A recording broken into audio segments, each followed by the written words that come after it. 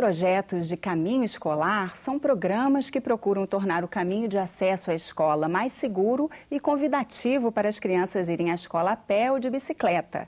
Diversos países pelo mundo já desenvolveram essas iniciativas. No Brasil, o primeiro foi o Projeto Escolar de Paraisópolis, desenvolvido na segunda maior favela de São Paulo por Irene Quintans, arquiteta urbanista e nossa entrevistada de hoje no Cidadania. Olá, Irene. Oi, boa tarde. Boa tarde, obrigada, agradeço a oportunidade da gente conversar, sobre esse assunto e gostaria de começar pedindo para você contar como foi essa experiência em Paraisópolis. Eu trabalhava na Secretaria da Habitação e eu apresentei o projeto de caminho escolar, que, como você falou, é desenvolvido em muitos países. Eles acharam uma ideia boa de tentar levar esse projeto em paralelo à obra de urbanização que já estava sendo executada lá pela prefeitura. Então a gente começou. Sim. E como era assim? As crianças já iam à escola a pé? Vocês melhoraram o trajeto já existente? Como foi desenvolvido? Em primeiro lugar, a gente fez uma pesquisa nas escolas que existem lá e a gente viu com a pesquisa que 85% das crianças já vão a pé para a escola, bem sozinhas, bem acompanhadas. Então esse era um dado importante. Então, por que é necessário o caminho escolar? O caminho escolar incentiva que a criança vá a pé e de bicicleta, para tirar a criança do carro nessa rota. A gente queria muito fazer esse projeto porque ele ajuda na apropriação do espaço público, nas crianças se sentir do lugar, sentir que tem que ser um lugar cuidado, respeitar ele. Isso precisa muito. Por isso que nós quisemos desenvolver o projeto lá. Fizeram calçadas onde não havia? Infelizmente, não chegamos nesse ponto. A gente fez vários processos. Primeiro foi a pesquisa com as escolas, apresentamos para as 9 escolas municipais e estaduais que têm lá o projeto, tanto para a direção como coordenação pedagógica. A gente chegou a fazer um curso de segurança viária para a comunidade, para agentes de saúde, professores, lideranças. A gente fez um evento comunitário no CEU, que tinha atividades que eram esportes de rua, para as crianças e os jovens ver que a gente realmente apoiava, que a rua é para a gente ocupar, no bom sentido. E a gente fez várias ações também de divulgação, a gente apresentou em vários órgãos da comunidade. Então, a gente fez todo esse processo. Na hora de executar a obra, nós já tínhamos detectado quais eram as rotas mais utilizadas pelas crianças. Fizemos o projeto para uma delas, para melhorar a rua, e por motivos de gestão política e de mudança de governo, aí ficou parado esse tema da obra. E os adultos também eram envolvidos? Assim, a criança poderia ir acompanhada ou o objetivo era que a criança vá sozinha mesmo? Bom, depende da idade. Quando a criança tem menos de 7 ou 8 anos, o recomendado é que vá com alguém. Pode ser um irmão mais velho, pode ser um adulto. Quando a criança é um pouco mais velha, o ideal é que vá com amigos. O que não quer o caminho escolar é que a criança vá sozinha. É muito mais seguro, muito mais confortável e muito mais agradável ir caminhando com os amigos. Para a criança mais pequena, 4, 5, 6 anos, tem um projeto específico que se chama ônibus a pé. O ônibus a pé, em inglês se chama walking bus, é como um ônibus normal, que tem uma rota pré-estabelecida, tem um ponto de partida, vários pontos intermediários, um ponto final, que é a escola. Então, uma turma de 20 e 25 crianças que vai com 2 adultos, um é motorista e outro vai atrás, controlando a situação. Então, o ônibus a pé vai por esses pontos, que são lugares perto das casas das crianças que vão participar nesse projeto, e é um jeito de não precisar ir de perua, de carro, de ir as crianças seguras, acompanhadas, de ir vivenciando o espaço da rua. Então, e esse é um projeto nos Estados Unidos? Não, os projetos de ônibus a pé tem também em todo o mundo. A experiência que temos mais próxima aqui do Brasil, e está acontecendo nesse ano 2014, é em Barranquilla, em Colômbia. Eles estão desenvolvendo numa avenida da cidade, que está sendo revitalizada pela prefeitura, e dentro desse programa de revitalização estão implementando um ônibus a pé com 22 centros escolares que estão lá nessa avenida. Agora, sim, Paraisópolis era uma favela, né? Sim. É uma favela. Agora, Em lugares onde tem a renda mais alta, não acontece muitas vezes assim dos pais acharem que é um carinho especial levar os filhos para a escola de carro, assim, que no Brasil eu vejo que é comum, né, assim, as crianças serem levadas para a escola de carro, né? Mas eu não acho que seja por carinho, é por outro tema, né, de medo à rua, atenção, violência, segurança, porque eu acho que é muito mais carinhoso ir caminhando com o pai ou com a mãe, conversando como é que vai ser o dia, como é que foi. Eu acho que essa interação pessoal é melhor que no carro. Mas... Agora, não sei se você teve a oportunidade de andar um pouco aqui em Brasília, né, e perceber que aqui as distâncias são bastante longas, né, assim, é tudo meio distante. Aqui fica um pouco difícil em alguns bairros, né, de ir a pé para a escola, né, assim, qual que é a distância que se recomenda, né, para andar? Como é que... Então, o recomendado é que a distância seja no máximo 3 quilômetros. Insisto que você tem que pensar em qual que é a faixa etária que você vai fazer o projeto. Se você vai fazer um ônibus a pé com crianças de 6 anos, 5 anos, é muito para elas. Então, aí o recomendado vai ser no máximo 1 quilômetro. A pé, estou falando a pé, de bicicleta já... Pode ser um pouquinho mais. Já pode ser um pouquinho mais. Tem vários programas de bicicleta escolar aqui no Brasil. E, por exemplo, no Piauí, que foi implementado em 176 estados do Piauí, as crianças ganham a bicicleta quando elas moram até 4 quilômetros longe da escola. Então, ir de bicicleta ajuda muito mais quando é uma distância muito longa.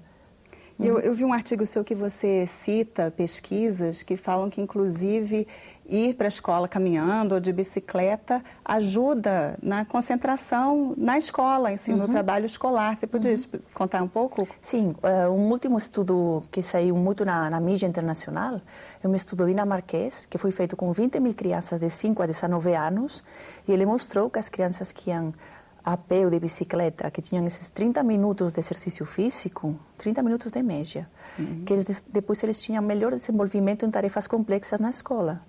Tarefas complexas como matemáticas ou... Isso ao longo do dia, não só na primeira aula, assim, que eles chegam? Nas horas, e se fosse no Brasil, seria no período escolar que a criança vai ficar. O tempo inteiro que eles ficam na escola, né? E você cita também um outro estudo que fala, inclusive, que, assim, que as mais beneficiadas foram as crianças com déficit de atenção. Isso é outro estudo que foi feito, não é o mesmo estudo que eu citei. E tem outros estudos que mostram, sim, que em crianças que têm DDA, só o fato de ter uns minutos de exercício físico, de estar dentro de um programa que incentiva isso, traz melhoria. Até o ponto de precisar muito menos medicação. Os vencedores do Prêmio Nobel de Medicina, né, de 2014, eles falam, né, da formação do mapa mental, de como a pessoa se situa no mundo. Isso tem um pouco a ver com o que você fala, né, da importância da criança se localizar, caminhar, ver onde ela está, né? Assim. Muito. A criança precisa ter uma noção de lugar, saber onde que ela se situa. E quando a criança é levada do estacionamento do condomínio, da casa, entra no carro, vai até a escola, ela não consegue ter uma noção dos lugares. Se você pedir para uma criança fazer um desenho do seu caminho de casa para a escola, quando vai de carro, vai ser uma linha só assim, não vai ter muito sentido. Quando a criança vai a pé, ela vai conseguir desenhar. Aqui está a padaria, aqui está a casa do meu amigo João, aqui está o parque.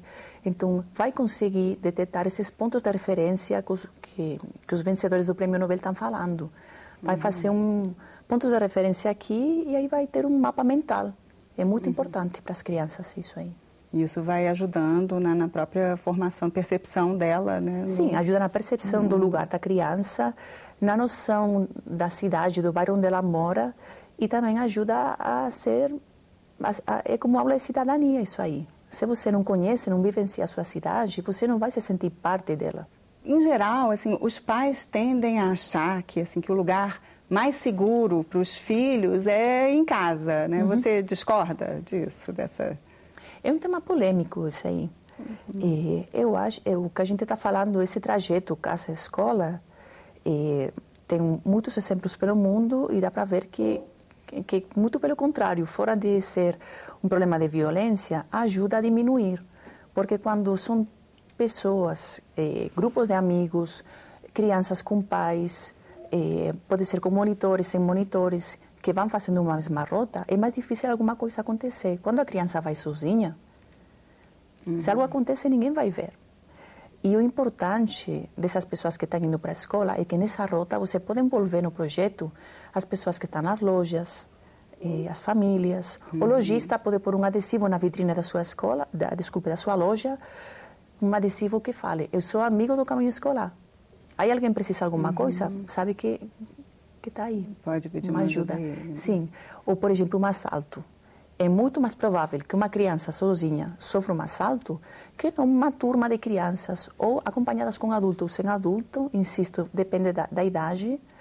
Então, o caminho escolar trabalha o convívio, o respeito, a vizinhança, trabalha vários temas que vão ajudar a diminuir a violência e que vão trazer uma cultura de paz para esse lugar. Quando se vê assim crianças em idade escolar, tem grande chance que elas vão estar levando na mochila pelo menos um celular, um tablet, um notebook, então elas poderiam ser visadas, né, para assalto. Então a resposta para isso seria ir junto. O ideal é ir junto. Aí tem muita menos chances de alguma coisa acontecer. Mas não é só ir junto, é envolver todo o bairro ou todas as pessoas que estão nessa rota que as crianças vão fazer. Se tiver loja, o que eu falei, loja. É envolver a todos os vizinhos, porque muitas dessas crianças são filhos deles. Então, todo mundo tem interesse que as crianças vão seguras para a escola. E você, como urbanista, acha que falta alguma coisa na legislação que poderia auxiliar? Bom, temos a Lei Federal de Mobilidade do ano 2012 e a própria lei já traz uma base para a gente se apoiar e ter a validade para fazer esse tipo de projetos. Porque a Lei de Mobilidade Federal, ela fala de inclusão social, fala de que todo mundo tem que ter acesso à cidade, que tem que ter vários modais para se locomover pela cidade. A Lei de Mobilidade tem, sim, fundamento e tem base para se apoiar e fazer esse tipo de projeto. Então, a lei já é suficiente, agora faltam iniciativas. Falta efetivar, desenvolver, fiscalizar e fazer seguimento. E como que se pode educar as pessoas com relação ao espaço público, né, como você citou, de ter essa noção? Você tem alguma sugestão? Bom, eu acho que o fundamental é que a pessoa tenha vontade de ir para o espaço público, que é o mais difícil. Então, é muito importante ter uma programação musical, cultural, artística, ter várias programação dirigida a vários públicos, pode ser adulto, pode ser criança. Atividades que vão incentivar que a pessoa, as famílias, queiram ir lá, no espaço público. Isso acho que é fundamental. Poder tirar a pessoa do shopping, da casa. Por que eu vou sair? Ah, tem isso aí, tá, então eu vou. Isso fundamental. E você, como espanhola, você percebe muita diferença assim, entre a Espanha e o Brasil, dessa ocupação do Pergunta difícil. Você fala a respeito do espaço público. Sim. Bom, porque o espaço público lá tem outra qualidade, então as pessoas estão muito mais dispostas a usar ele, ocupar ele. E se sentem também mais donas e responsáveis. O índice de violência lá é menor. Existe sim, mas é menor do que no Brasil. Então as pessoas não têm tanto medo como aqui, porque aqui tem uma cultura do medo muito grande, que lá não tem. Sim, isso você fala, sua experiência no Brasil é basicamente em São Paulo e Paraisópolis, ou São Paulo em geral? Bom, São Paulo, eu moro em São Paulo e sim, minha experiência profissional em São Paulo, o Caminho Escolar de Paraisópolis foi um dos projetos que eu trabalhei e atualmente estou mais focada no tema criança e espaço público através de oficinas, de palestras, de cursos. É um pouco mais geral que o Caminho de Paraisópolis. Então, muitas vezes o trânsito nas escolas, né, principalmente nos horários assim, de chegada e de saída, é bastante confuso e até perigoso. Né? Assim, até uma coisa que pode melhorar também se mais gente fosse para a escola a pé. Né? Assim, e tem outras iniciativas, como que pode se ajudar a resolver essa... Sim, o primeiro problema é que isso acontece porque tem muita criança que vai de carro para a escola. Então, aí vira uma confusão. Tem projetos bem-sucedidos pelo mundo que só com um ano de programa de caminho escolar implementado conseguiram diminuir 50% o número de pais que iam de carro para a escola. Então, você quer evitar que tenha essa confusão fora da escola, primeiro que tem que fazer é trabalhar para que menos pais vá de carro para a escola com os filhos. Agora, isso em parte também se dá porque...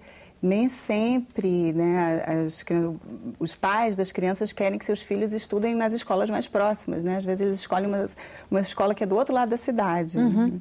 Então, também teria que ter uma conscientização, né, a respeito disso. Sim, os projetos de caminho escolar vão estar personalizados. Significa que se é para uma escola X, você está falando que está um pouquinho longe do centro da cidade, você vai fazer uma pesquisa e vai ver o perfil das famílias que vão lá. Você vai saber quantas que vão, que moram perto, que moram longe, por que vão de carro. Você também vai perguntar se estariam dispostas a mudar o jeito que elas vão se tivessem uma opção melhor. Tem sempre que ver cada caso específico. Não tem uma solução geral para os projetos de caminho escolar. Sempre tem que ser o melhor para esse lugar, para as necessidades do lugar. E você está desenvolvendo algum novo projeto, alguma nova pesquisa nessa área? Bom, quando eu estava fazendo o caminho escolar, para mim ficou bastante difícil achar referências em realidades urbanas parecidas ao Brasil. Então comecei a pesquisar um pouquinho e fui achando coisas em Latinoamérica. Colômbia, que eu falei, tem um excelente projeto de ônibus a pé, e tem em Bogotá, está acontecendo nesse ano, caminho escolar de bicicleta, com vários milhares de crianças que já estão aderidas no programa. E achei alguma outra coisa pontual, em Argentina, alguma coisa em México, de segurança viária, alguma coisa assim pontual. Aí eu criei um site que compila todos esses projetos. É um site que compila projetos e experiências de cidade, arte, arquitetura, mobilidade urbana, espaço público com criança. Sempre criança como agente ativo.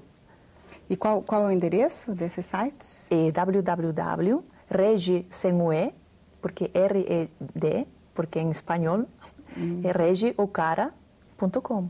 O nome Ocara é porque o cara vem da palavra oca, que significa casa em tupi, e Ocara é o espaço que fica entre as casas, o espaço de reunião. Então, Ocara significa praça. E a Regi quer ser um espaço de reunião, um lugar onde as pessoas possam entrar, ver outros projetos que acontecem em realidades urbanas parecidas, semelhantes, e fiquem encorajados para fazer. Porque acontece muitas vezes, você perguntou, e nas cidades de alta renda, se eu falo para você, olha, tem um projeto muito bem sucedido em Madrid ou em Berlim, pode ser que você pense, mas aqui é diferente, e aí, não vai dar certo aqui.